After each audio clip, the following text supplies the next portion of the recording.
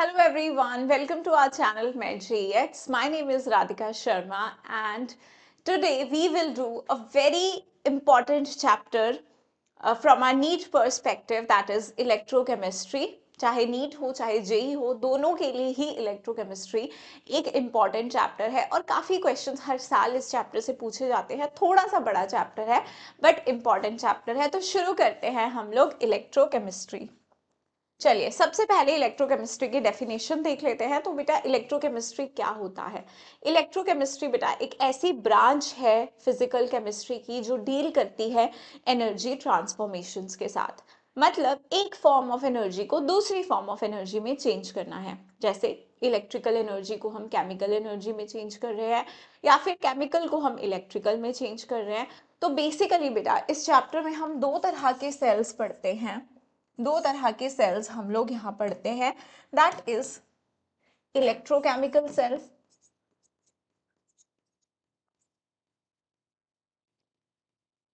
Electrochemical cell and दूसरा है हमारा इलेक्ट्रोलिटिक सेल। देखो ये इलेक्ट्रोकेमिकल सेल क्या कर रहा है ना, कोई ऐसा रिएक्शन हो रहा है जिसके होने से एक एनर्जी मिल रही है, हमें हीट प्रोड्यूस कर रहा है, वो एनर्जी केमिकल एनर्जी प्रोड्यूस कर रहा है। तो हम सोचते हैं कि उस केमिकल एनर्जी को यूज में लाया जाए। अगर हम उसे इलेक्ट्रिकल एनर्जी में बदल देंगे तो हम बहुत सारी चीज़ों में यूज कर सकते हैं। जैसे अपने इलेक्ट्रॉनिक गैजेट्स चला सकते हैं, मोटर रन कर सकते हैं, ऐसी चीज़ों में हम उस केमिकल एनर्जी का यूज कर सकते हैं। तो बेसिकली ये वाला जो हमारा सेल होता है इलेक्ट्रोकेमिकल सेल, ये हमारा केमिकल एनर्जी वो हमें कहाँ से मिल रही है? किसी स्पॉन्टेनियस रिएक्शन से। ये जो केमिकल एनर्जी है इसको चेंज करता है इलेक्ट्रिकल इलेक्ट्रिकल एनर्जी में। ठीक है, तो एक कोई स्पॉन्टेनियस रिएक्शन हो रही है भाई, एक स्पॉन्टेनियस रिएक्शन हो रही है जहां से हमको मिल रही है केमिकल एनर्जी। क्योंकि खुद से हो रही है तो हमने तो कोई एनर्जी नहीं ली, हमें खुद केमिकल एनर्जी मिली एंड हमने सोचा उसे ट्रांसफॉर्म करके भी किसी और एनर्जी में हम यूज कर लेते हैं। ठीक है, तो उसके बाद हमारे पास आया इलेक्ट्रोलिटिक सेल। अब ऐसे भी रिएक्शंस होती है दुनिया में जो खुद से नहीं होती है, उन्हें करवाने के लिए हमें कुछ ना कुछ एनर्जी देनी पड़ती है। तो इस बार हम क्या कर रहे हैं? इलेक्ट्रिकल एनर्जी दे रहे हैं, केमिकल एनर्जी में कन्वर्ट कर रहे हैं इलेक्ट्रिकल एनर्जी को, एक केमिकल रिएक्शन उससे करवा रहे हैं। कहने का मतलब है इलेक्ट्रिकल एनर्जी को चेंज कर रहे हैं केमिकल एनर्जी में, क्योंकि हम करवा रहे हैं भाई उससे एक नॉन स्पॉन्टेनियस केमिकल रिएक्शन और फिर जो उससे एनर्जी ऑब्टेन होगी उसे बोलेंगे केमिकल एनर्जी। तो ऐसा हम यूज करते हैं जो रिएक्शंस होते हैं नॉन स्पॉन्टेनियस। ठीक है, अब याद नहीं रहता है मैम इलेक्ट्रोकेमिकल सेल क्या करता है, इलेक्ट्रोलिटिक सेल क्या करता है, इसमें हमेशा कंफ्यूजन रहता है कौन किस एनर्जी में चेंज कर रहा है, कौन किसको कौन सी एनर्जी में बदल रहा है। This is very confusing. चलो तो कंफ्यूजन दूर करते हैं तुम्हारी। यहाँ देखो ई से शुरू हो रहा है इलेक्ट्रोलिटिक सेल, सी पे खत्म हो रहा है, या ई और ये सेल तो वो तो चलो उसमें भी है, तो कंफ्यूजन वाला पॉइंट है। ई यहाँ से शुरू हो रहा है इलेक्ट्रोलिटिक, खत्म का हो रहा है सी पे, ये तो नहीं हो रहा है ना, ये तो एल पे खत्म हो रहा है। तो आप इसका ई लो, इसका सी, ये इलेक्ट्रिकल एनर्जी को किस में चेंज कर रहा है? केमिकल में। और जो इलेक्ट्रोकेमिकल है वो इससे उल्टा। सिंपल है ना, नो कंफ्यूजन। तो आज के बाद इलेक्ट्रोलिटिक इलेक्ट्रोकेमिकल की कंफ्यूजन खत्म। अब इस चैप्टर को बेटा हम पढ़ते हैं तो कुछ बेसिक टर्मिनोलॉजीज हमें पढ़नी पड़ती है, क्योंकि हम क्या कर रहे हैं, फाइनली हम लोग इलेक्ट्रिसिटी का कन्वर्जन कर रहे हैं। हम यूज कर रहे हैं केमिकल को इलेक्ट्रिकल में कन्वर्ट कर रहे हैं, कभी इलेक्ट्रिकल को केमिकल में, कभी केमिकल को इलेक्ट्रिकल में, है ना। तो बेसिकली हम क्या कर रहे हैं कि अपना कुछ ना कुछ यहाँ से कुछ बैटरीज बना रहे हैं, कुछ सेल्स बना रहे हैं। तो बेसिकली हम लोग यहाँ पे इलेक्ट्रिसिटी का काफ़ी यूज़ करने वाले हैं, तो कुछ उसके साथ जो टर्म्स रिलेटेड है उसके साथ हमें फेमिलियर होना पड़ेगा। जैसे कि हम लोग कंडक्टर्स का यूज़ करते हैं, क्योंकि अगर हमारा इलेक्ट्रिसिटी को फ्लो होना है तो कंडक्टर्स के बारे में भी हमें समझ होनी चाहिए, क्योंकि कंडक्टर्स ऐसे सब्सटेंस होते हैं जो खुद में से इलेक्ट्रिसिटी को पास होने देते हैं। अब मेटेलिक कंडक्टर से आप फेमिलियर होंगे, फिजिक्स में भी पढ़ते हो। अब यहाँ पे केमिस्ट्री में हम बात करते हैं इलेक्ट्रोलिटिक कंडक्टर्स की भी। अब इलेक्ट्रोलिटिक कंडक्टर्स क्या होते हैं? होते एक तरह से कंडक्टर्स हैं जो अपने आप से इलेक्ट्रिसिटी पास होने देंगे, लेकिन इलेक्ट्रोलिटिक कंडक्टर्स के लिए हमें इलेक्ट्रोलाइट्स पहले समझने पड़ेंगे कि इलेक्ट्रोलाइट्स क्या होते हैं। तो चलो देखो, इलेक्ट्रोलाइट्स एक ऐसे सब्सटेंसेस हैं which conducts electricity in molten और in aqueous state. Solid state में लोगे तो नहीं करेंगे, लेकिन मॉल्टन और एक्वस में लोगे तो करेंगे इलेक्ट्रिसिटी कंडक्ट, क्योंकि एज सुन एज बेटा जब हम इनको पानी में डालेंगे यानी मेल्ट करेंगे, ये अपने आयंस में टूट जाएंगे। आयंस में टूटना इज इम्पॉर्टेंट, तभी ये इलेक्ट्रिसिटी को कंडक्ट कर पाएंगे। हमारे पास कुछ चार स्पीशीज यहाँ पे जनरेट हो रही है और हमें पता है उनके मूवमेंट से भी इलेक्ट्रिसिटी जनरेट होती है। तो हम लोगों को जो इलेक्ट्रोलाइट्स है उनका हमको क्या लेना पड़ता है, मॉल्टन या फिर एक्वस स्टेट। तो दो तरह के इलेक्ट्रोलाइट्स हम यूज करते हैं, एक होते हैं स्ट्रॉन्ग इलेक्ट्रोलाइट्स और एक होते हैं वीक इलेक्ट्रोलाइट्स। स्ट्रॉन्ग ऐसे होते हैं जिनका अल्फा जो है वो ऑलमोस्ट इक्वल टू 1 होता है। ऑलमोस्ट इक्वल टू 1 हम लोग मान के चलते हैं अल्फा स्ट्रॉन्ग इलेक्ट्रोलाइट्स में। इसका मतलब कि ये 100% आयनाइज होते हैं पानी में। आपने पानी में स्ट्रॉन्ग इलेक्ट्रोलाइट को डाला, अगर आपने मान लीजिए 10 मॉलिक्यूल लिए हैं, लेट से 10 बहुत ज़्यादा होते हैं लेकिन मैं आपको समझाने के लिए बोल रही हूँ, 10 लिए हैं तो समझ लो 10 के 10 अपने आयंस में टूटेंगे, कोई भी अपने नेचुरल फॉर्म में नहीं रहेगा, वो टूट जाएगा, अपना आयनाइज हो जाएंगे सारे। तो हम लोग किस किस टाइप के सब्सटेंसेस को स्ट्रॉन्ग इलेक्ट्रोलाइट कंसीडर करते हैं, हम लोग स्ट्रॉन्ग एसिड्स को, स्ट्रॉन्ग बेसिस को, और जितने भी सॉल्ट्स हैं उनको हम क्या कहते हैं, स्ट्रॉन्ग इलेक्ट्रोलाइट। जैसे कि HCl हो गया, H2SO4 हो गया, HNO3 हो गया, ये सब हमारे स्ट्रॉन्ग एसिड्स हैं। बेस की बात करें तो NaOH हो गया, KOH हो गया, we have cesium hydroxide, then we have barium hydroxide, ये सब हमारे क्या है, स्ट्रॉन्ग बेसिस है। ये सब हमारे क्या है, स्ट्रॉन्ग बेसिस है। और सॉल्ट्स जितने भी हो गए, जैसे NaCl हो गया, KCl हो गया, ये सब हमारे क्या होते हैं, स्ट्रॉन्ग इलेक्ट्रोलाइट्स। वीक कौन से होते हैं मैम, जो हमारा जिनका alpha is very very less than 1, पूरी तरह से आयनाइज नहीं होते हैं, पार्शियली आयनाइज होते हैं, पार्शियली आयनाइज होते हैं, उन्हें हम कहते हैं वीक इलेक्ट्रोलाइट्स, जैसे कि weak acids and weak bases. जैसे कि आपके पास वीक एसिड में आपके ऑर्गेनिक एसिड्स आ गए, CH3COH, HCOH, ये सब आपके क्या है, वीक इलेक्ट्रोलाइट्स। वीक बेसिस की बात करें तो जैसे कॉपर हाइड्रोक्साइड, ठीक है, एटसेट्रा। कुछ ऐसे बेसिस हमारे पास क्या होते हैं, वीक एसिड और वीक बेस कोई होंगे, वो हमारे क्या कहलाए जाएंगे, वीक इलेक्ट्रोलाइट्स। चलिए, तो हमें एक मीनिंग तो क्लियर हुआ कि मैम स्ट्रॉन्ग इलेक्ट्रोलाइट पूरी तरह से टूट जाते हैं, वीक इलेक्ट्रोलाइट्स पूरी तरह से नहीं टूटते। तो ज्यादा अच्छे कंडक्टर्स हमारे कौन से होंगे, स्ट्रॉन्ग इलेक्ट्रोलाइट्स। चलिए, अब रेजिस्टेंस की बात करते हैं, क्योंकि अगर कहीं पे मान लो फ्लो ऑफ करंट हो रहा है तो कुछ ना कुछ तो उसमें हिंड्रेंस आएगी। अब कुछ ना कुछ हिंड्रेंस आ सकती है, बिकॉज ये जो आयंस की मूवमेंट होगी इनमें भी तो कुछ हिंड्रेंस आ सकती है ना। हो सकता है इनके आपस में, क्योंकि एक पॉजिटिव है एक नेगेटिव है, तो कुछ अट्रैक्शन हो रही हो तो फ्लो में, या फिर सॉल्वेंट ऐसा हो जिस सॉल्वेंट इनके साथ बहुत अच्छी बॉन्डिंग करके रखा है और ये मूव नहीं कर पा रहे हैं। तो there can be some factors जिनकी वजह से कुछ ना कुछ हिंड्रेंस क्रिएट हो सकता है। एंड उसी हिंड्रेंस को, ये जो प्रॉपर्टी है मेटेलिक की या फिर इलेक्ट्रोलिटिक कंडक्टर्स की, आप फिजिक्स में भी पढ़ते हो इस चीज को, इस by the virtue of which it opposes flow of current, उसे हम कहते हैं रेजिस्टेंस। अब रेजिस्टेंस क्या होता है, आपने एक ओम्स लॉ पढ़ा होता है, V is equal to IR, तो रेजिस्टेंस हमारा क्या हो गया, V अपॉन IR। हम जो फॉर्मूला यहाँ पे बहुत ज्यादा यूज करने वाले हैं, ये फॉर्मूला आप लोगों को बहुत अच्छे से आता है, that resistance is equal to rho into L upon A। L upon A क्या है, हम यहाँ पे कोई इलेक्ट्रोलिटिक सेल लेके चल रहे हैं, यहाँ पे हमने इलेक्ट्रोलाइट फिल करा हुआ है। अब ये जो मेटल के जो रॉड्स हैं ये वाली, इनका जो एरिया है, एरिया ऑफ क्रॉस सेक्शन, वो है ये एरिया ऑफ क्रॉस सेक्शन इनका, और इनके बीच की जो लेंथ है दैट इज दिस L, उसे हम यहाँ पे लिखा हुआ है L। और ये रो क्या है, दिस इज रेजिस्टिविटी, इसके बारे में हम बात करेंगे अभी। This is your resistivity,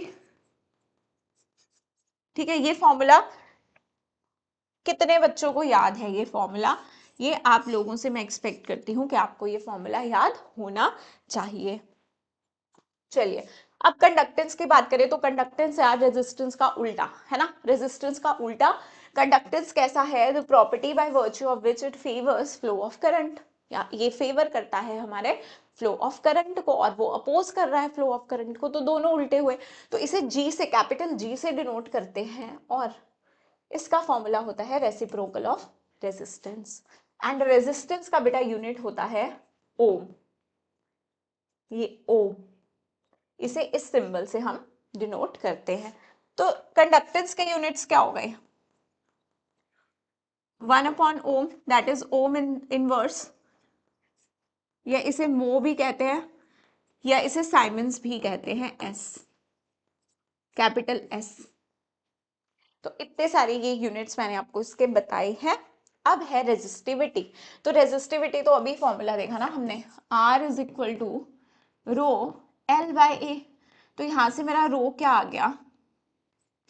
R into A upon L. ये रो हमारा क्या है? This is your specific resistance, specific resistance या फिर रेजिस्टिविटी, रेजिस्टिविटी। तो इसी को हम लोग, ये एक तरह से रेजिस्टेंस ही है, रेजिस्टेंस की ही प्रॉपर्टी है रेजिस्टिविटी। कैसे डिफाइन कर सकते हैं बेटा? अगर मैं ये एरिया ऑफ वो जो मेटल प्लेट्स है उसको ले लूं 1 सेंटीमीटर क्यूब, नीचे लिखती हूँ है ना, अगर मैंने ये एरिया ले लिया 1 सेंटीमीटर क्यूब और एल लेंथ ले ली 1 सेंटीमीटर, अब सोचो ना कि तुमने यहाँ पे जो इलेक्ट्रोलाइट रखा है इन दोनों के बीच में, हम मान के चलते हैं ये एल है, ये पूरा एरिया ए है, तो मतलब ये वॉल्यूम कितना हो गया? ये वॉल्यूम कितना हो गया तुम्हारा? 1 centimetre cube. Area into length क्या होता है? ये एरिया इंटू लेंथ क्या होता है? वॉल्यूम ही तो है 1 सेंटीमीटर क्यूब। मान लीजिए मेरे पास इस ग्लास का पूरे का जो रेजिस्टेंस है, इस पूरे का कुछ ना कुछ रेजिस्टेंस है। मैं बोल दूं बेटा यहाँ से तुम 1 सेंटीमीटर क्यूब ये सॉल्यूशन ले लो, ये 1 सेंटीमीटर क्यूब यहाँ से बाहर निकाल दो सॉल्यूशन, उसमें तुम मेजर करो कितना रेजिस्टेंस है, तो वही रेजिस्टिविटी है। रेजिस्टिविटी इज नथिंग बट ये जो पूरे का हम रेजिस्टेंस कैलकुलेट करें, अगर मैं इसमें से 1 सेंटीमीटर क्यूब वॉल्यूम ले लूं, मतलब इतना सा, और उसमें अगर मैं रेजिस्टेंस मेजर करूं, उसी रेजिस्टेंस को बेटा हमने क्या नाम दे दिया है? रेजिस्टिविटी। तो अब देख लो, जब ये सारी टर्म्स मैंने 1 यूनिटी रख दी है, तो मेरा यहाँ पर जो रेजिस्टिविटी है वो रेजिस्टेंस के ही तो बराबर आ रहा है। तो मतलब 1 सेंटीमीटर क्यूब वॉल्यूम के में जितना भी रेजिस्टेंस है उसी को हम लोग क्या कह रहे हैं? रेजिस्टिविटी।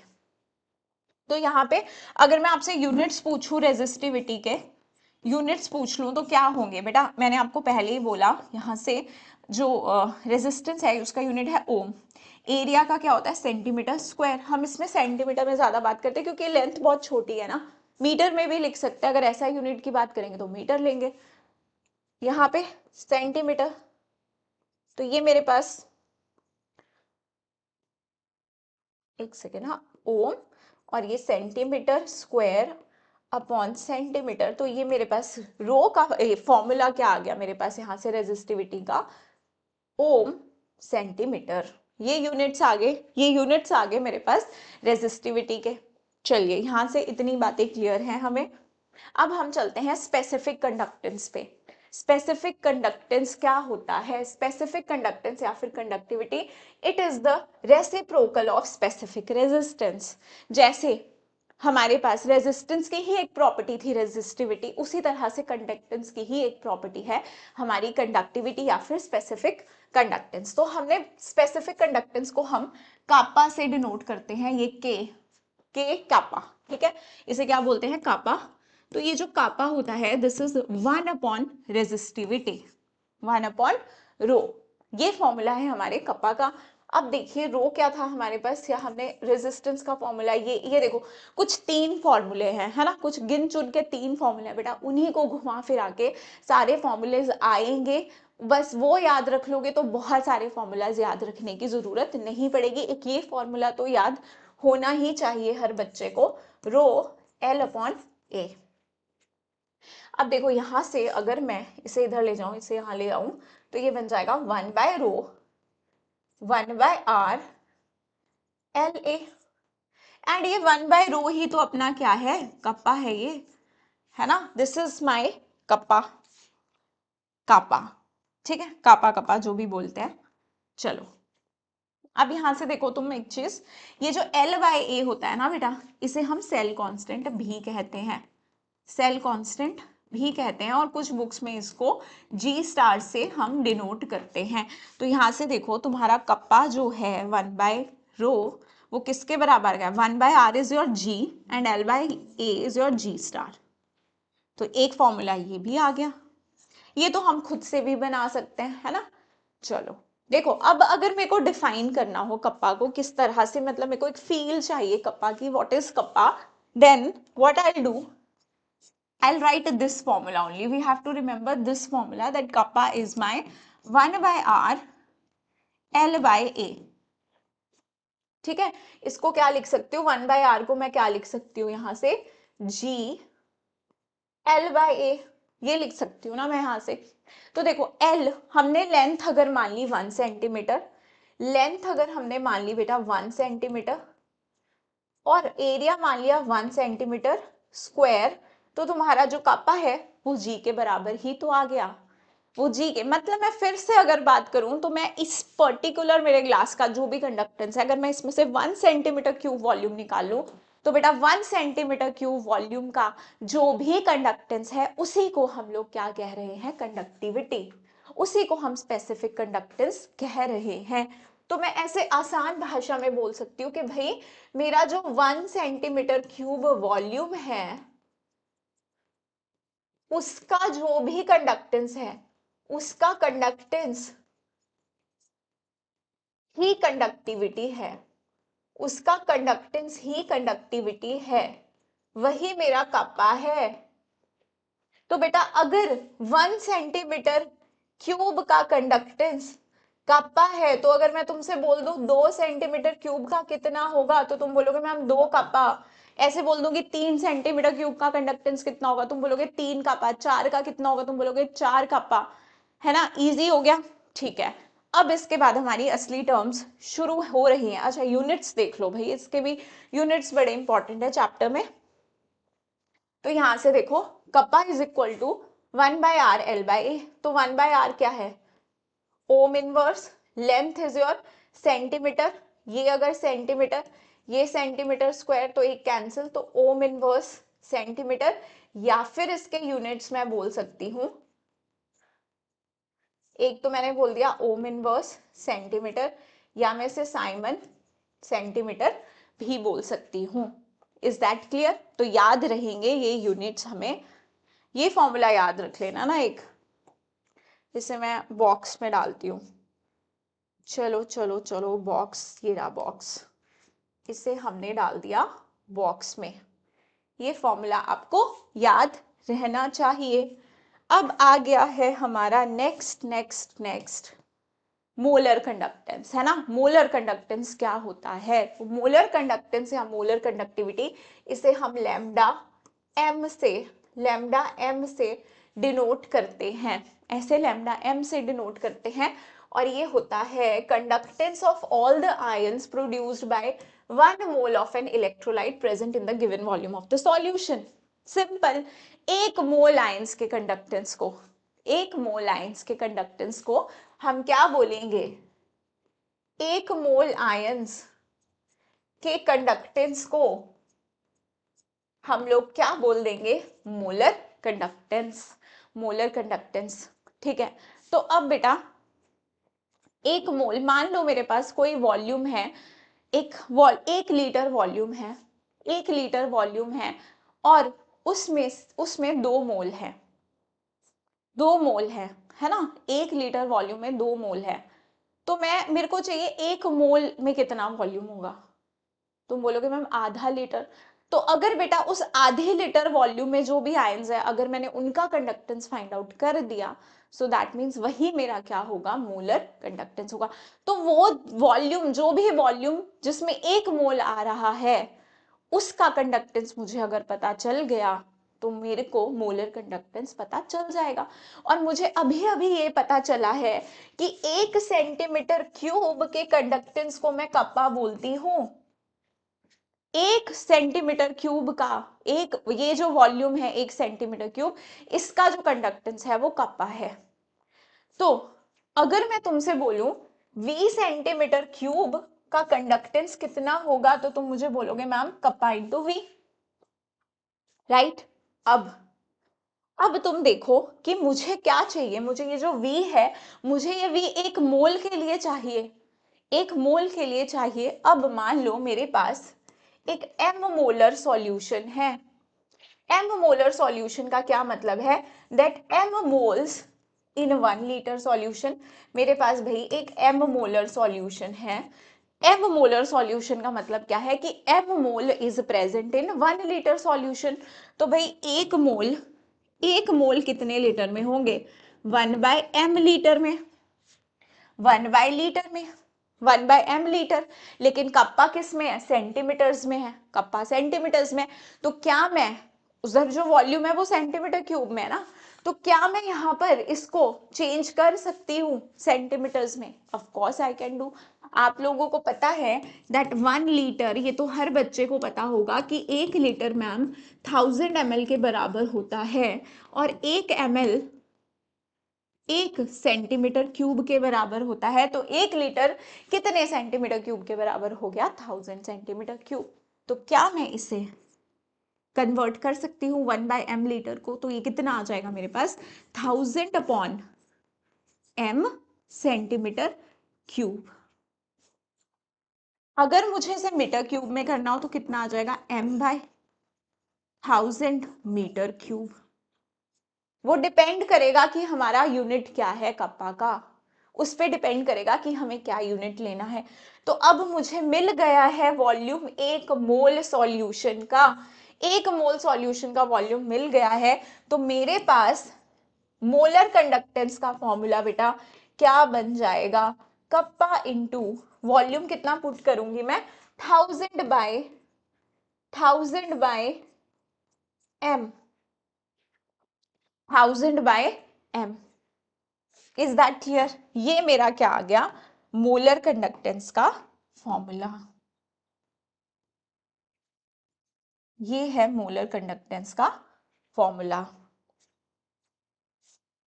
चलिए अब अगर मैं आपसे पूछूं, इसके बात करते हैं हम लोग यूनिट्स की, अगर इसकी बात करें तो क्या हो जाएगा, units will be kappa into, क्या है ये वॉल्यूम ही तो है, ये 1000/m इज नथिंग बट ये वॉल्यूम ही है, कप्पा इंटू वॉल्यूम। तो कप्पा के अभी हमने यूनिट्स देखे थे, कप्पा के यूनिट्स देखो क्या है, ओम इनवर्स सेंटीमीटर, एक सेकेंड, लेंथ सेंटीमीटर है, एरिया अपना सेंटीमीटर स्क्वायर है, तो यहाँ भी सेंटीमीटर इनवर्स आएगा, ठीक है, साइमन सेंटीमीटर इनवर्स या ओम इनवर्स सेंटीमीटर इनवर्स। चलो तो ये हमारे यूनिट्स हैं, यहाँ से क्या आ गया मेरा कप्पा, सेंटीमीटर या फिर साइमन, साइमन सेंटीमीटर इनवर्स, और वॉल्यूम के हमने क्या यूनिट लिए थे, सेंटीमीटर क्यूब। और ये वॉल्यूम कैसा था, ये पर मोल था, ये वॉल्यूम हमारा पर मोल था, तो यहाँ पे आएगा मोल इनवर्स। तो ये क्या आ गया अपने पास, siemens centimetre square mole inverse. ये आ गया हमारे पास यहाँ पे अपने मोलर कंडक्टेंस के यूनिट। चलिए नेक्स्ट अब हम देखते हैं इक्विवेलेंट कंडक्टेंस।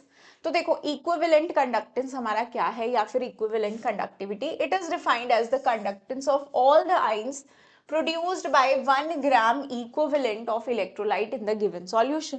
भाई जितने वॉल्यूम में हमारा 1 ग्राम इक्विवेलेंट होगा, उसका जो भी कंडक्टेंस होगा उसे हम क्या कहेंगे, इक्विवेलेंट कंडक्टेंस। तो ग्राम इक्विवेलेंट को हम नॉर्मेलिटी से रिलेट करते थे, है ना, क्या होती थी normality, gram equivalent divided by volume in litres.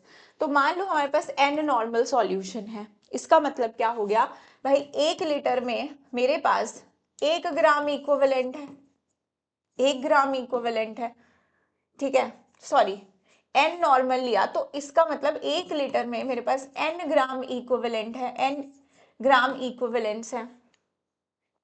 Okay, तो हम लोग सोच सकते हैं n ग्राम इक्विवेलेंट्स मेरे पास 1 लीटर में है, तो फिर 1 ग्राम इक्विवेलेंट मेरे पास 1/n लीटर सॉल्यूशन में होंगे।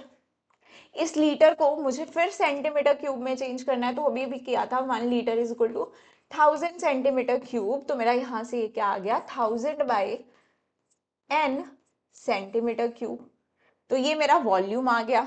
तो मेरे पास n इक्विवेलेंट्स या फिर सॉरी इक्विवेलेंट कंडक्टेंस किसके बराबर होगी, this will be my kappa into volume, है ना भाई, 1 सेंटीमीटर क्यूब की जो कंडक्टेंस है वो कप्पा है। तो मेरे पास अगर मेरे पास यहाँ पर ये वाला जो वॉल्यूम है, मेरे पास 1 सेंटीमीटर क्यूब का जो कंडक्टेंस है कापा, मुझे ऐसे वॉल्यूम का कंडक्टेंस चाहिए, मुझे ऐसे वॉल्यूम का कंडक्टेंस चाहिए बेटा, ऐसे वॉल्यूम का कंडक्टेंस चाहिए जिसमें कि 1 ग्राम इक्विवेलेंट हो, और वो वॉल्यूम मेरा कितना है 1000/n सेंटीमीटर क्यूब।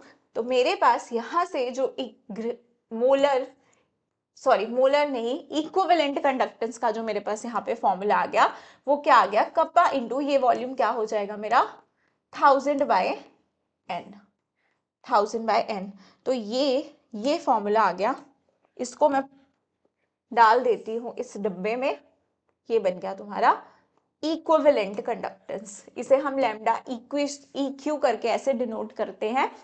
अब बात करें अगर हम इसके यूनिट्स की, तो देखो यूनिट्स क्या होंगे, कप्पा के यूनिट्स क्या थे हमारे, साइमन सेंटीमीटर इनवर्स, है ना, ये यूनिट थे साइमन के। अब ये जो वॉल्यूम है यहाँ पर, ये वॉल्यूम का क्या यूनिट लिया है हमने, सेंटीमीटर क्यूब। अब वो क्या था पर मोल, ये क्या था पर इक्विवेलेंट, है ना, तो यहाँ पे ये क्या आ जाएगा इक्विवेलेंट इनवर्स, तो यहाँ से ये यूनिट आ गए सेंटीमीटर स्क्वायर इक्विवेलेंट इनवर्स, ये आ गए मेरे इक्विवेलेंट कंडक्टेंस के यूनिट। अब नेक्स्ट हम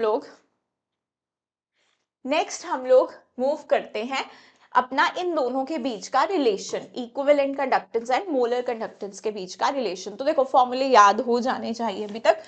हमारे पास लैम्डा एम कितना आया था, कप्पा इंटू 1000/m, और मोलर इक्विवेलेंट कंडक्टेंस कितना आया था, कप्पा इंटू 1000/m। अब हमें पता है एक relation, normality is equal to molarity into N factor, ये मैंने मोल कॉन्सेप्ट में पढ़ाई है कॉन्सेंट्रेशन टर्म्स, तो ये रिलेशन वहां करवाया है। तो यहाँ पे देखो अगर मैं इसे ऐसे लिख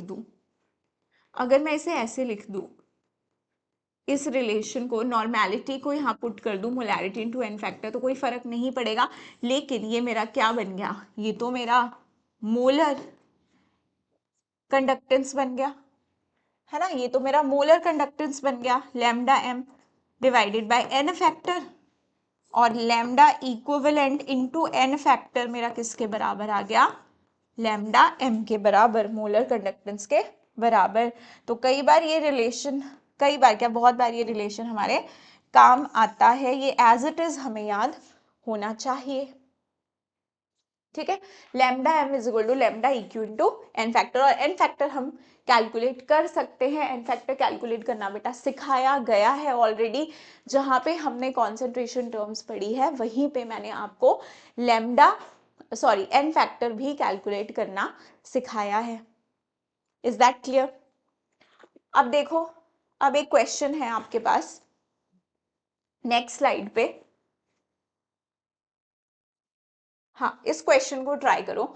0.02 मोलर MgCl2 और रेजिस्टेंस दिया है 200 ओम, सेल कांस्टेंट है 2.5 centimetre inverse, find equivalent conductance. हमें इसका इक्विवेलेंट कंडक्टेंस फाइंड आउट करना है, तो कैसे करेंगे L2 एंड R इज 200 ओम, और इक्विवेलेंट कंडक्टेंस फाइंड आउट करनी है हम लोगों को।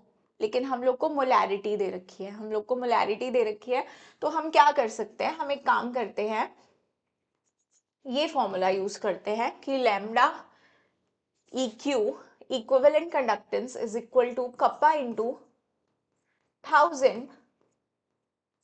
एन को मैं क्या लिख सकती हूँ, मोलैरिटी इंटू एन फैक्टर, ये भी तो यूज कर सकते हैं ना हम लोग। ठीक है, ये फॉर्मूला यूज किया। अब कप्पा क्या होता है भाई, कप्पा क्या क्या होता था, अगर मुझे याद नहीं आ रहा है, मान लो फॉर्मूला मुझे याद नहीं आ रहा है, लेकिन ये फॉर्मूला सबको याद है, R is equal to rho L by A, और हमें पता है इसे यहाँ लेगी, इसे यहाँ लेगी, ये क्या बन गया 1 by rho into 1 by upon 1 by R, और ये L बाय ए ही है। तो ये मेरा क्या है, दिस इज योर कप्पा। तो kappa basically is 1 by R into L by A को मैंने क्या बोला था, तुम G स्टार बोल सकते हो, cell constant. And cell constant आपको 2.5 सेंटीमीटर इनवर्स दिया है, R भी दिया है। तो आप कप्पा को फाइंड आउट, यहाँ से आप कप्पा निकाल सकते हो, या यही पुट कर दो 1 by R, that is 200 ohm inverse, है ना।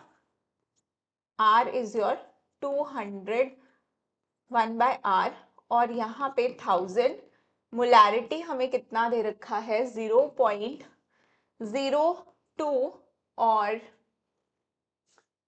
n फैक्टर कितना होगा, n फैक्टर, अच्छा मैंने यहाँ से G स्टार तो पुट ही नहीं करा, G स्टार भी पुट करो भाई, 2.5 है ना। यहाँ पे पहले कप्पा पुट करा हमने, पूरा कप्पा पुट किया 1 बाय 200 इंटू 2.5, फिर 1000 डिवाइडेड बाय अपना n factor, molarity 0.02, and n factor हमारा कितना है MgCl2 का 2 होगा ना। MgCl2 भाई चार्ज कितना होगा इस पे, ऐसे टूटता है ना ये, Mg2 positive plus 2Cl negative, कहीं से भी देख लो कितना यूनिट चार्ज है, चाहे पॉजिटिव चाहे नेगेटिव अपना। ठीक है, तो ये आ जाएगा तुम्हारा कुछ 312.5, इतना आ जाएगा तुम्हारे पास ये। And this is your Simon centimetre square equivalent inverse, ये आ जाएंगे हमारे यूनिट्स। ठीक है,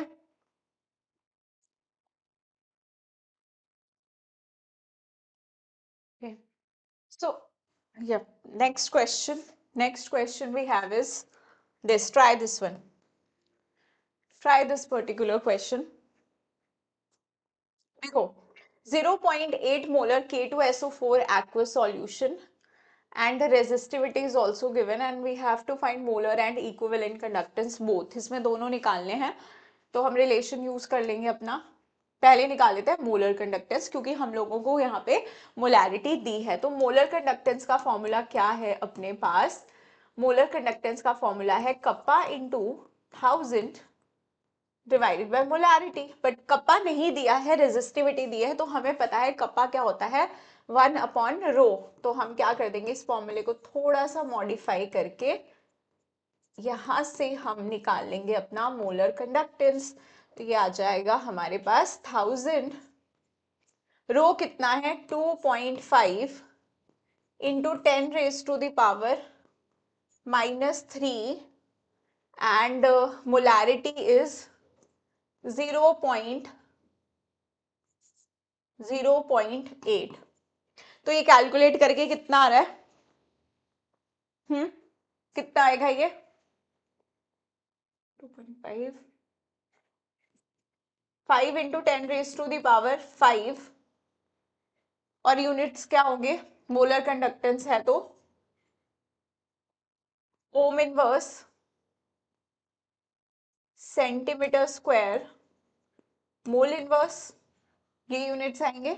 अच्छा, इक्विवेलेंट कंडक्टेंस भी बोला है, तो इक्विवेलेंट कंडक्टेंस और मोलर कंडक्टेंस के बीच में क्या रिलेशन है, कोई भी है, मतलब मान लो तुम्हें मोलर कंडक्टेंस याद है, molar conductance is equal to equivalent conductance into N factor, तो एन फैक्टर इधर आ गया अपना, और अपने पास निकल गया इक्विवेलेंट कंडक्टेंस। तो ये कितना आया 5 into 10 raise to the power 5, और एन फैक्टर कितना आएगा K2SO4 का 2, और ये क्या आ जाएगा हमारे पास 2.5 into 10 raise to the power 5। Equivalent conductance के क्या यूनिट होंगे, ohm inverse centimetre square equivalent inverse. ठीक है, तो ये अपने पास हो गया अपना क्वेश्चन कंप्लीट। अच्छा नेक्स्ट, अब देखो नेक्स्ट देखते हैं हम लोग फैक्टर्स अफेक्टिंग डाइल्यूशन। क्या क्या फैक्टर्स हैं कि हमारा जो कंडक्टेंस को अफेक्ट कर सकते हैं।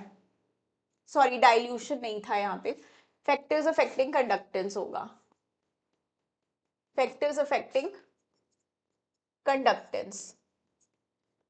ठीक है, ये हेडिंग सही करो। अब देखो हम क्या चाहेंगे, हम तो यही चाहेंगे ना कि हमारे पास जो भी सॉल्यूशन है उसकी कंडक्टेंस मैक्सिमम से मैक्सिमम हो। तो हम कैसे बढ़ा सकते हैं कंडक्टेंस को, कैसे इंक्रीज कर सकते हैं। तो देखो सबसे पहला है तुम्हारा इंटर आयनिक अट्रैक्शन। अगर तुम्हारा इंटर आयनिक अट्रैक्शन ज्यादा होगा, इंटर आयनिक अट्रैक्शन ज्यादा होगा, इसका मतलब आयंस पास पास रहेंगे, वो मूव नहीं करेंगे, उनकी मोबिलिटी कम हो जाएगी भाई। अगर इंटर आयनिक अट्रैक्शन आयंस के बीच में बढ़ेगी तो उनकी मोबिलिटी कम होगी, और अगर मोबिलिटी कम हुई तो कंडक्टेंस कम हो जाएगी, क्योंकि फ्लो से ही तो हमारा करंट जनरेट हो रहा है ना, तो कंडक्टेंस कम हो गया। अब हम लोग पोलैरिटी ऑफ सॉल्वेंट की बात करते हैं। पोलैरिटी क्या होती है, पोलर सॉल्वेंट्स तुम्हें पता है ना, डायपोल बनता है। हाँ जी भाई। अब क्या होगा, कैसे हम पता करेंगे भाई पोलैरिटी किसी सब्सटेंस की, है ना। तो वो वैसे हम लोग को, जो हमारे पास डायटोमिक स्पीशीज होती हैं जो पोलर वैल्यूज में, तो हम क्या करते थे इलेक्ट्रोनेगेटिविटी डिफरेंस भी देख लेते हैं। लेकिन क्या होता है ना, एक कॉन्सेप्ट होता है डाइलेक्ट्रिक कांस्टेंट का। जितना ज्यादा किसी सॉल्वेंट का डाइलेक्ट्रिक कांस्टेंट होता है उतनी ज्यादा उसकी पोलैरिटी होती है, उतना ज्यादा उसमें जो आयंस हैं आपके सॉल्यूशन के उतने वो दूर दूर कर पाता है, और दूर दूर करता है तो वो अच्छे से मूव करेंगे। तो अब ये डाइलेक्ट्रिक कांस्टेंट कहाँ, ये आपको दिया होगा एग्जामिनर ने, डाइलेक्ट्रिक कांस्टेंट अगर गिवन होगा तो आप जिसका डाइलेक्ट्रिक कांस्टेंट सबसे ज्यादा होगा, इसका मतलब वहां पोलैरिटी सॉल्वेंट की सबसे ज्यादा है। ठीक है, और जितनी ज्यादा पोलैरिटी होगी उतना ही ज्यादा वो आयनाइज होंगे, तो डिग्री ऑफ डिसोसिएशन इंक्रीज करेगी और कंडक्टेंस भी इंक्रीज करेगी। विस्कोसिटी, अच्छा कोई एक मेरे पास मान लो जैसे हनी है, हनी गाढ़ा होता है ना, विस्कस होता है, तो उसमें से आयंस का मूव करना मुश्किल होगा, जबकि वाटर एकदम से फ्लो करता है तो उसमें आयंस को मूव करना इजी है। अब क्या होते हैं, कुछ सॉल्वेंट्स विस्कस होते हैं, कुछ इतने ज्यादा कंपैरेटिवली विस्कस नहीं होते हैं। तो विस्कस कैसे हो सकते हैं, जैसे मैंने अभी आपको थोड़ी देर पहले ग्लिसरॉल का एग्जांपल दिया था, तो उसमें क्या है, हाइड्रोजन बॉन्डिंग ज्यादा है क्योंकि OH ज्यादा है। तो यहाँ पे इसकी अट्रैक्शन बहुत अच्छी है सॉल्वेंट की, तो आयंस क्या करेंगे, आयंस मूव नहीं कर पाएंगे, जबकि इसके कंपैरिजन में वाटर में अच्छे मूव करेंगे। तो जिस सॉल्वेंट में ऑलरेडी आपकी अट्रैक्शन ज्यादा है वहां पे आयंस का मूवमेंट करना मुश्किल होगा। तो जितना ज्यादा आपका विस्कस होगा मीडियम, उतनी मोबिलिटी ऑफ आयंस कम होगी, और उतना ही आपका क्या होगा बेटा, कंडक्टेंस डिक्रीज होगा। इतनी बात समझ में आई। चलो नेक्स्ट मूव करते हैं हम लोग टेम्परेचर। अच्छा टेम्परेचर देखो, बचपन से तुमने पढ़ा है टेम्परेचर जो है, टेम्परेचर इंक्रीज होता है तो काइनेटिक एनर्जी इंक्रीज होती है। भाई अगर काइनेटिक एनर्जी इंक्रीज हो रही है तो मतलब आयंस की स्पीड बढ़ रही है, और अगर आयंस की स्पीड बढ़ रही है तो मतलब उनकी मोबिलिटी बढ़ रही है, मोबिलिटी बढ़ रही है तो बेटा हमारी कंडक्टेंस बढ़ रही है, सिंपल। अब है हाइड्रेशन सॉल्वेशन। देखो भाई हाइड्रेशन का मतलब क्या है, आपके पास जो सॉल्वेंट है और आपके पास कोई इलेक्ट्रोलाइट है, फॉर एग्जांपल हमने इलेक्ट्रोलाइट ले लिया है lithium chloride, sodium chloride, potassium chloride. अब मुझे यहाँ पे देखना है कि किस में कंडक्टेंस ज्यादा होगी। तुम ऐसे सोचोगे, साइज देखोगे, तुम बोलोगे भाई जिसका साइज बड़ा उसमें तो कंडक्टेंस कम होगी, लेकिन यहाँ पे जो कॉन्सेप्ट है वो देखो क्या यूज होगा, कि आपके पास जो छोटा आयन है, लिथियम यहाँ पे क्या है, सबसे छोटा है भाई, सबसे छोटा है लिथियम। तो सॉल्वेंट क्या करेगा, इसको सबसे ज्यादा हाइड्रेट करेगा। बहुत सारे वाटर मॉलिक्यूल्स जो है इसके आसपास आसपास आके इसको क्या कर लेंगे, घेर लेंगे भाई। बहुत सारे वाटर मॉलिक्यूल इसे घेर लेंगे तो भाई इसका साइज बढ़ जाएगा, और बढ़ जाएगा तो इसकी मोबिलिटी डिक्रीज हो जाएगी। जबकि इनका साइज बड़ा होने की वजह से, इनका साइज बड़ा होने की वजह से, लिथियम का साइज सबसे छोटा है, इनका बड़ा है, तो इन पे इतने सारे वाटर मॉलिक्यूल्स इनको हाइड्रेट नहीं कर पाएंगे, इतनी ज्यादा हाइड्रेशन इनमें नहीं होगी। तो जो सबसे ज्यादा हाइड्रेशन करेगा उसका साइज उतना बढ़ेगा इफेक्टिवली, अगर वाटर के साथ भी देखा जाए तो मोबिलिटी उसकी कम हो जाएगी, और मोबिलिटी कम हो जाएगी तो बेटा कंडक्टेंस हमारी डिक्रीज हो जाएगी। अब हाइड्रेशन वाले कॉन्सेप्ट पे हमारी गलती के चांसेस ज्यादा होते हैं, तो इसे थोड़ा सा ध्यान से आप समझ के करना, ये याद कर लेना कि मैम ने ये पॉइंट बताया था। अब है नेक्स्ट डाइल्यूशन। डाइल्यूशन भी देखो कंडक्टेंस को अफेक्ट करती है। अब इसमें दो केस बनेगा आपका, वीक इलेक्ट्रोलाइट का और स्ट्रॉन्ग इलेक्ट्रोलाइट का, ठीक है। तो वीक इलेक्ट्रोलाइट में बेटा हमें पता है कि अगर मैं डाइल्यूशन बढ़ाती हूँ, ऑस्टवेल्ड डाइल्यूशन लॉ, ठीक है, ऑस्टवेल्ड डाइल्यूशन लॉ हमें ये बोलता है कि अगर आप डाइल्यूशन बढ़ाओगे, जो अल्फा होता है that is directly proportional to V, क्या होता था, under root of 1 upon under root of concentration. Concentration क्या होता है, number of moles upon volume. तो वॉल्यूम के कहीं ना कहीं डायरेक्टली प्रोपोर्शनल ही निकल के आ रहा है मेरा अल्फा। तो मतलब कहने का ये है कि आप डाइल्यूशन बढ़ाओगे तो आपका अल्फा बढ़ेगा। यहाँ पर आपका अल्फा इंक्रीज हो रहा है तो मतलब नंबर ऑफ आयंस इंक्रीज हो रहे हैं, और अगर आपके नंबर ऑफ आयंस बेटा इंक्रीज हो रहे हैं तो कंडक्टेंस भी इंक्रीज ही करेगा, कंडक्टेंस भी इंक्रीज करेगा। Is that clear? अभी यहाँ पे आप देखो स्ट्रॉन्ग इलेक्ट्रोलिटिक सॉल्यूशन में क्या होता है, अल्फा, तो देखो डिग्री ऑफ डिसोसिएशन तो 100% है, जितने आयंस टूटने थे टूट चुके। तो अल्फा तो यहाँ पे क्या होता है, 1 होता है ना। अब यहाँ पे नंबर ऑफ आयंस तो नहीं बढ़ेंगे, नंबर ऑफ आयंस आपके कांस्टेंट है, लेकिन यहां भी आपकी कंडक्टेंस इंक्रीज करती है, यहां भी आपकी कंडक्टेंस इंक्रीज करती है। तो ऐसा क्यों हो रहा है कि यहाँ पे कंडक्टेंस इंक्रीज कर रही है? इंक्रीज इसलिए कर रही है क्योंकि बेटा जब आप डाइल्यूशन कर रहे हो तो जो आपके आयंस थे, जो पॉजिटिव नेगेटिव आयंस थे, उनमें इंटर आयनिक अट्रैक्शन घट रही है, इंटर आयनिक अट्रैक्शन यहाँ पर घट रही है, इसीलिए आपकी कंडक्टेंस इंक्रीज हो रही है। इंटर आयनिक अट्रैक्शन डिक्रीजेस। तो दोनों में ही कंडक्टेंस बढ़ रही है, लेकिन रीजंस अलग अलग हैं। दोनों में आपका कंडक्टेंस बढ़ रहा है लेकिन रीजंस आपके पास यहाँ पर अलग अलग है। Is that clear? तो देख लो। अच्छा, कंडक्टेंस इंक्रीज हो गया, लेकिन मैं अगर आपको एक बात बोलूं, यहाँ पे कप्पा, जो आपका कप्पा है that is your conductivity, kappa that is your conductivity, वो इंक्रीज नहीं करेगी। ये फिर से इरेज हो गया। यहाँ पे जो आपका कप्पा है वो डिक्रीज करेगा, कप्पा डिक्रीज करेगा, कंडक्टिविटी आपकी डिक्रीज करेगी। अब ये क्या बात हुई भाई कि आपका कंडक्टेंस तो इंक्रीज कर रहा है लेकिन आप बोल रहे हो कि कप्पा, किसी और कलर से लिख देती हूँ इसे, ठीक है, ध्यान रख लेना भाई, कप्पा डिक्रीज हो रहा है, यहाँ पे लिख देती हूँ, यहाँ पे भी कप्पा डिक्रीज हो रहा है। अब मैम हम ऐसे तो ध्यान नहीं रख सकते, हमें आप इसके बारे में कुछ बता दो, है ना। चलो देखो यहाँ पे कप्पा क्या होता है, 1 सेंटीमीटर क्यूब की कंडक्टिविटी होती है ना, 1 सेंटीमीटर क्यूब की कंडक्टिविटी।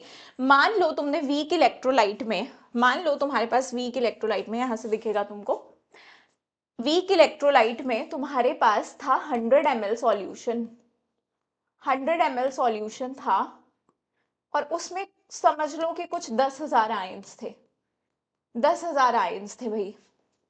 अब क्या हुआ, तुमने पानी मिलाया, अल्फा तुम्हारा इंक्रीज हुआ, पानी मिलाया तो तुम्हारा 500 ml हो गया सॉल्यूशन, 500 ml सॉल्यूशन हो गया, और आयंस में कुछ लगभग तुम्हारा कुछ 100 आयंस इंक्रीज हुए, तुम्हारे कुछ 100 आयंस ही इंक्रीज हुए हैं।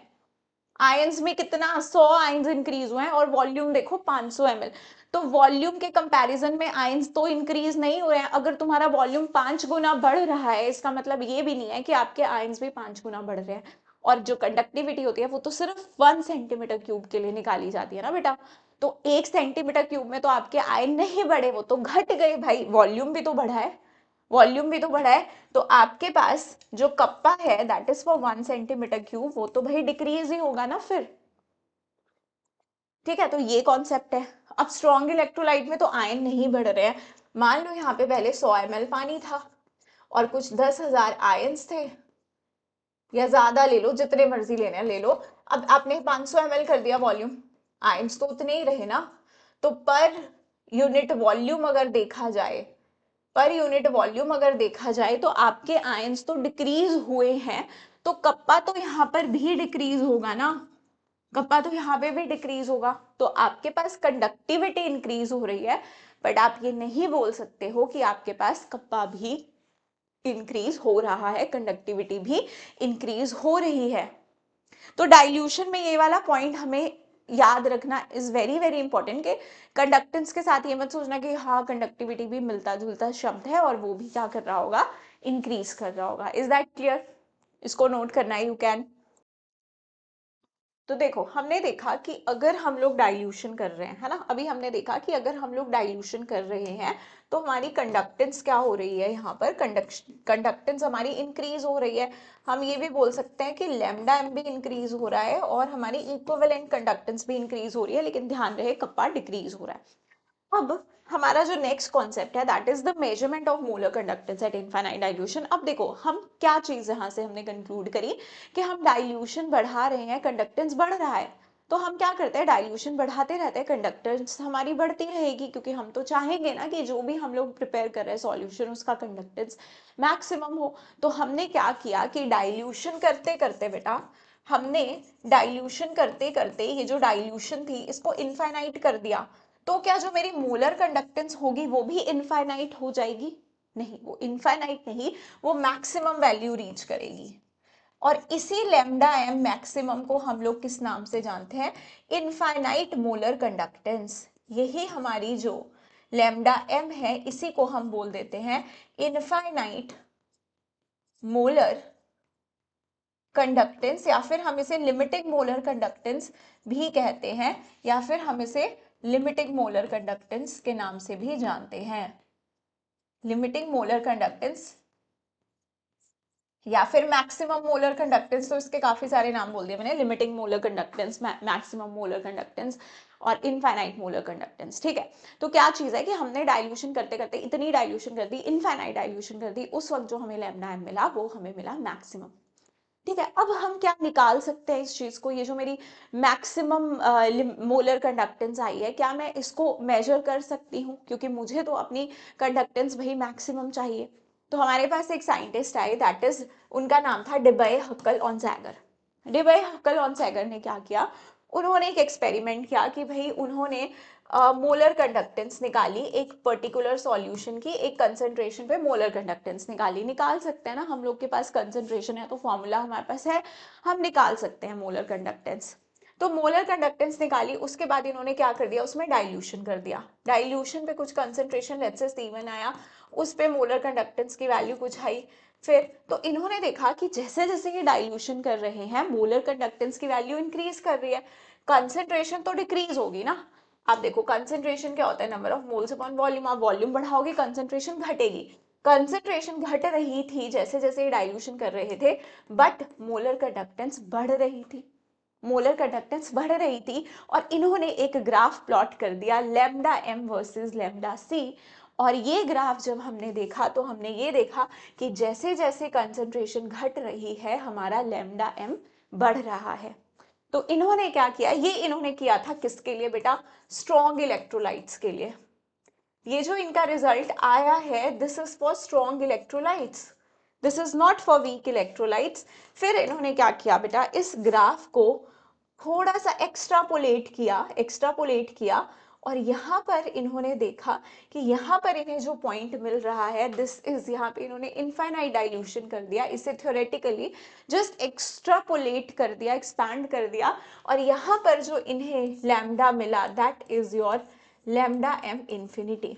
तो इन्हें मिल गया infinite dilution, molar conductance of infinite dilution, maximum molar conductance इन्होंने इस तरह से निकाल लिया अपना। ओके तो बेटा अब ये जो था ये तो मोलर कंडक्टेंस हमारा स्ट्रॉन्ग इलेक्ट्रोलाइट्स के लिए निकला। तो फिर हमने सोचा कि जिस तरह से इन्होंने सोचा या सबने इनको बोला कि आपने स्ट्रॉन्ग इलेक्ट्रोलाइट का निकाल दिया तो आप वीक का भी निकाल दो, आप इसी तरह से वीक का भी निकाल दो। तो इन्होंने अगेन वीक इलेक्ट्रोलाइट ले लिया और उसकी डाइल्यूशन करते गए। लेकिन अब वीक इलेक्ट्रोलाइट के टाइम पे क्या हुआ बेटा, वीक इलेक्ट्रोलाइट के टाइम पे इन्होंने एक चीज नोटिस की कि अब जो ग्राफ बन रहा है वो कुछ इस तरह का ग्राफ हमारा बन रहा है। कुछ इस तरह का जब ग्राफ आया हमारे पास, इनके पास, दैट इज लैम्डा एम और √c के बीच में कुछ इस तरह का ग्राफ आया था। अब इसे एक्सट्रापोलेट करके हम लोग मैक्सिमम डाइल्यूशन नहीं निकाल सकते थे। मैक्सिमम मोलर कंडक्टेंस हम लोग इसे एक्सट्रापोलेट करके नहीं निकाल पा रहे थे। तो अब इन्होंने बोला कि इस तरह से तो we can not calculate this infinite molar conductance, so we have to do something else. तो उस वक्त फिर पिक्चर में आए हमारे कोलराश। ठीक है, इन्होंने दिया कोलराश लॉ। ये जो साइंटिस्ट थे कोलराश जिनका नाम था, इन्होंने एक लॉ दिया। इन्होंने ये बोला बेटा, इन्होंने ये बोला, और this is important section also, यहाँ से हमारे एग्जाम में न्यूमेरिकल पूछे जाने के पूरे पूरे चांसेस होते हैं। तो बेटा इन्होंने क्या बोला, अब पहली बात है कि जो कोलराश का लॉ है ना, वो weak electrolyte and strong electrolytes दोनों के लिए एप्लीकेबल है। तो मैं यहाँ पे लिख देती हूँ, applicable for weak and strong electrolytes. इन्होंने बोला कि जब इनफाइनाइट डाइल्यूशन होती है तो हर एक आयन, जो कैटायन है उसमें, जो भी एनायन है उसमें, हर एक एनायन या कैटायन क्या करता है, माइग्रेट करता है इंडिपेंडेंटली ऑफ इट्स कोआयन। उसको किसी दूसरे आयन से कोई फर्क नहीं पड़ता है, क्योंकि उनके बीच में इंटर आयनिक अट्रैक्शन खत्म हो चुका होता है, जीरो इंटर आयनिक अट्रैक्शन रहा होता है, तो उन्हें एक दूसरे से कोई फर्क नहीं पड़ता है, वो इंडिपेंडेंटली वहां पर मूव करते हैं। देखो क्या लिखा है, तो migrates independently of its coin and make its own contribution to the total molar conductivity of electrolyte। ठीक है बेटा, make its own contribution to the total molar conductivity of electrolyte irrespective of its nature। हाँ जी, तो मान लो मेरे पास solution है और इसमें दो अलग अलग आयन है, मान लो Na पॉजिटिव है, Cl नेगेटिव है। अब क्योंकि इतनी डाइल्यूशन होगी, इनके बीच में कोई अट्रैक्शन नहीं है, ये अपना इंडिपेंडेंटली मूव कर रहे हैं, तो अगर मुझे टोटल कंडक्टेंस निकालनी है, molar conductance eight infinite dilution, मैं इनकी जो मोलर कंडक्टेंस है अलग अलग आयन की, इन्हें ऐड करूंगी और मेरे पास क्या आ जाएगा, टोटल कंडक्टेंस सॉल्यूशन की आ जाएगी। तो ये चीज कोलराश ने बोली। सिंपली हम उन सबकी जो इंडिविजुअल मोलर कंडक्टेंस है आयंस की, उनको ऐड करके हम इलेक्ट्रोलाइट की कंडक्टेंस निकाल सकते हैं। सिंपल, बहुत सिंपल चीज है, लेकिन उन्होंने प्रॉपर अच्छे से एक्सपेरिमेंट करके काफी टाइम में ये रिजल्ट हमारे लिए दिया। चलिए अब देखो, हम क्या कर सकते हैं, यहां से कैलकुलेट कर सकते हैं लिमिटिंग मोलर कंडक्टेंस किसी भी इलेक्ट्रोलाइट की। तो मान लीजिए आपके पास यहाँ मोलर कंडक्टेंस दी गई है NH4Cl की, that is x1 Om inverse centimetre inverse mole inverse. यहाँ से मुझे पता चल गया यूनिट से कि मुझे मोलर कंडक्टेंस दी गई है। अगर यहाँ पे m ना भी लिखा हो, हमें यूनिट से पता चलना चाहिए मोलर दी है या इक्विवेलेंट दी है। हाँ जी, तो KOH की भी मोलर कंडक्टेंस दी है, मुझे KCl की भी मोलर कंडक्टेंस दी है। ये सारे ही क्या है, स्ट्रॉन्ग इलेक्ट्रोलाइट्स हैं। अब मैं यहाँ से वीक इलेक्ट्रोलाइट की भी मोलर कंडक्टेंस निकाल सकती हूँ। कैसे निकाल सकती हूँ, देखो यहाँ पे पूछा इन्होंने मुझे वीक का ही है, तो यहाँ पे ये जो NH4OH है, ये मेरा वीक इलेक्ट्रोलाइट है और इसके आयंस मुझे कहीं ना कहीं स्ट्रॉन्ग इलेक्ट्रोलाइट में दिख रहे हैं। तो जो उनके इनफाइनाइट उन पर्टिकुलर आयंस की जो मोलर कंडक्टेंस होगी इनफाइनाइट डाइल्यूशन पे, वही तो होगी। तो जो भी आयंस इसमें प्रेजेंट है, क्या मैं स्ट्रॉन्ग इलेक्ट्रोलाइट्स का डेटा यूज करके इसका मोलर कंडक्टेंस निकाल सकती हूँ? Yes, I can do that. कैसे, आप देखो आपको क्या चाहिए, आप अपना फाइनल इक्वेशन देखो। फाइनल इक्वेशन में आपको चाहिए NH4 और OH। तो मुझे NH4 तो यहाँ से मिल रहा है, OH मुझे यहाँ से मिल रहा है। तो मुझे क्या करना पड़ेगा, अगर मैं इसे 1 नंबर दे दूं, इसे 2, इसे 3 और इसे 4, मुझे फोर्थ इक्वेशन बनानी है। तो पहली बात है, मुझे NH4 तो चाहिए, मुझे OH चाहिए, so I have to add 1 and 2। मुझे एक्स्ट्रा क्या मिला, यहाँ पे मुझे एक्स्ट्रा मिल रहा है KCl और मुझे यहाँ पे KCl दे रखा है। तो क्या मैं माइनस कर दूंगी थर्ड इक्वेशन को, तो मेरे पास फोर्थ इक्वेशन बन जाएगा। तो जिस तरह से हमने इक्वेशन बनाई है, उसी तरह से हम इनके कंडक्टेंस को ऐड कर देंगे। That will be x1 plus x2 minus x3 और मुझे मिल जाएगा NH4OH का मोलर कंडक्टेंस। ठीक है, इतना सिंपल है। अच्छा, कई बार वो क्या करेगा आपसे, सिंपल तो है, लेकिन कई बार वो आपको डेटा दे देगा मोलर कंडक्टेंस का और बोलेगा इक्विवेलेंट कंडक्टेंस निकालो। देखो वो देगा आयंस का आपको डेटा, आपसे किसी इलेक्ट्रोलाइट का कंडक्टेंस निकलवाएगा। आयंस का मोलर कंडक्टेंस या इक्विवेलेंट कंडक्टेंस दे सकता है, इलेक्ट्रोलाइट का निकलवाएगा वो मोलर या फिर इलेक्ट्रोलाइट। लेट्स से आपको आयंस का, उसने किसी भी पर्टिकुलर इलेक्ट्रोलाइट का जो भी है डाटा आपको क्या दिया है, मोलर कंडक्टेंस का डाटा दिया है ना, किसी भी पर्टिकुलर सॉल्यूशन का मान लो उसने मोलर कंडक्टेंस का डाटा दे दिया आपको, तो और आपसे बोल दिया इक्विवेलेंट कंडक्टेंस निकालो, इक्विवेलेंट कंडक्टेंस निकालो, तो क्या हमें रिलेशन पता है, molar conductance is equal to equivalent conductance into N factor. आपको जो डाटा दिया है आप निकालो, अगर आपको मोलर कंडक्टेंस दी है तो आप मोलर कंडक्टेंस निकालो, और अगर पूछे इक्विवेलेंट है तो बाद में उसको चेंज कर दो, क्योंकि डाटा आपके पास मोलर का था। अगर आपके पास इक्विवेलेंट कंडक्टेंस दिया है तो आप इक्विवेलेंट कंडक्टेंस निकालो, और मोलर कंडक्टेंस जो भी आपकी आएगी, इक्विवेलेंट कंडक्टेंस निकालो और उसे चेंज कर दो मोलर कंडक्टेंस में। We can do that using this formula, simple. चलिए, तो ये हमारे पास क्वेश्चन आ गया इस तरह से। अब ध्यान रहे कि तुम्हारे पास मान लो कुछ इस तरह का इलेक्ट्रोलाइट उसने दिया है, AX BY gives you A Y positive X इसका stoichiometry plus B X negative Y इसका stoichiometry. So you have to write now equivalent conductance for this particular, है ना। तो इक्विवेलेंट कंडक्टेंस क्या होगा, इसके आयंस का जो भी कंडक्टेंस होगा वो इसका टोटल इक्विवेलेंट कंडक्टेंस आ जाएगा AX BY का। So we have to add its equivalent conductance, है ना। इनफाइनाइट दिया होगा हमें, इनफाइनाइट कंडक्टेंस इनका। So we have to add A का, वी हैव टू ऐड, है ना, we have to add A का, then we have to add Y का, सॉरी बी का, है ना। तो हमारे पास इसका आ जाएगा। लेकिन अगर मोलर कंडक्टेंस, अगर हमें मोलर कंडक्टेंस दिया होगा बेटा, मोलर कंडक्टेंस निकालना होगा तो हमें स्टोइक्योमेट्री से मल्टीप्लाई करना पड़ेगा, स्टोइक्योमेट्री से मल्टीप्लाई करना पड़ेगा, जो भी इसकी स्टोइक्योमेट्री है उससे मल्टीप्लाई करना पड़ेगा, जो भी वैल्यू है। आगे लिखती हूँ ना मैं, कोई स्टोइक्योमेट्री इसकी, उससे मुझे मल्टीप्लाई करना पड़ेगा। Is that clear?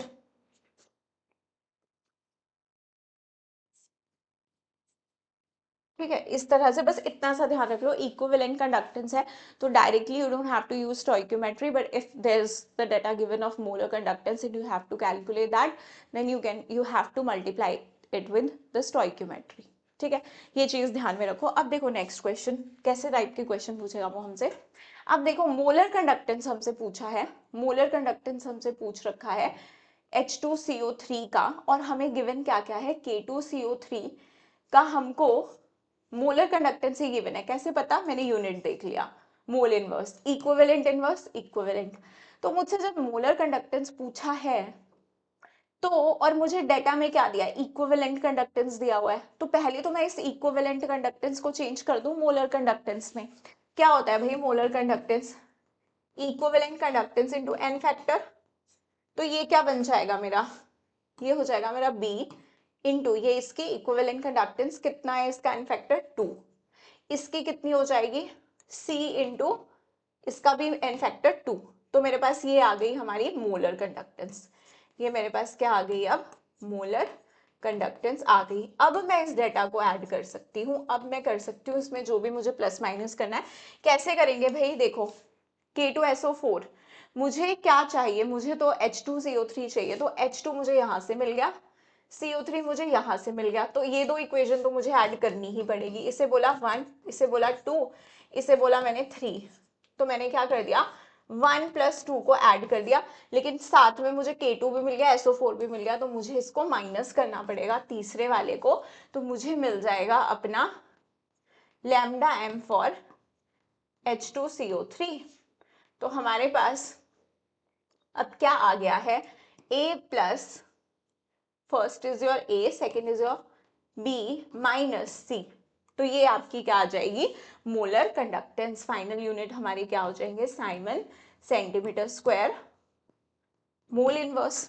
तो इस तरह से हम गिवन इक्वेशन से, हमसे किसी भी वीक इलेक्ट्रोलाइट का अगर हमसे मोलर या इक्विवेलेंट कंडक्टेंस पूछा है तो हम इस तरह से निकाल सकते हैं। ठीक है, So that's all for this video, this session. Thank you so much for watching, and we'll meet with another session soon.